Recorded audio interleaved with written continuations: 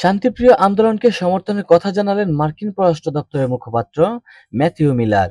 সোমবার 18 নভেম্বর পররাষ্ট্র দপ্তরের নিয়মিত প্রেস ব্রিফিংয়ে বাংলাদেশ বিষয়ে ভারতীয় এক নারী সাংবাদিকের প্রশ্নের জবাবে এমন মন্তব্য করেন ম্যাথিউ মিলার। প্রেস ব্রিফিংয়ে ভারতীয় সাংবাদিকের প্রশ্ন ছিল, আওয়ামী লীগের শান্তিপূর্ণ সমাবেশের সংঘবদ্ধ হামলার আশঙ্কাজনক খবর শোনা যাচ্ছে।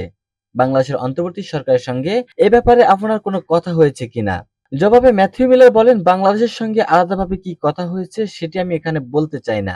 তবে আমরা বাংলাদেশের সরকারের কাছে স্পষ্ট করেছি, যেমনটা আমরা বিশ্বের সব দেশের কাছেই করি, যে আমরা শান্তিপ্রিয় আন্দোলনকে সমর্থন করি এবং আমরা চাই না সরকারের কোনোভাবে শান্তিপ্রিয় আন্দোলনে সহিংস দমন পীড়ন চালাক। এরপর ওই ভারতীয় সাংবাদিক বাংলাদেশের সংবিধান থেকে ধর্মনিরপেক্ষতা বাদ দেওয়ার উদ্বেগের বিষয়ে প্রশ্ন করেন। তিনি বলেন, বাংলাদেশের অ্যাটর্নি জেনারেল সংবিধান থেকে ধর্মনিরপেক্ষতা শব্দটি সরিয়ে ফেলার আহ্বান জানিয়েছেন, যখন ধর্মীয় সংখ্যালঘুদের উপর আক্রমণ বাড়ছে।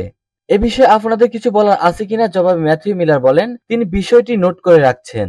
এ বিষয়ে তাদের কিছু বলার আছে কিনা তা দেখবেন তিনি।